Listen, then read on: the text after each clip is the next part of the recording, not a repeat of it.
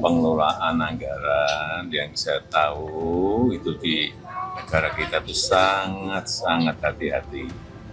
Utang kita terhadap GDP itu kira-kira masih 38-39%, masih di bawah, jauh di bawah ketentuan undang-undang yang ada, yaitu 60%. Jadi masih sangat hati-hati. Pengelolaan kita sangat prudent sekali.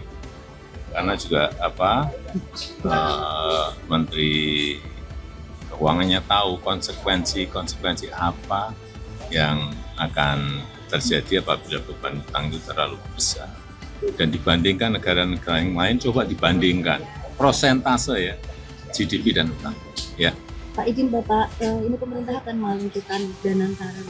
Kemarin informasinya Bapak sempat dimintai masukan untuk Pak pemerintah. Download Tribun X sekarang, menghadirkan lokal menjadi Indonesia.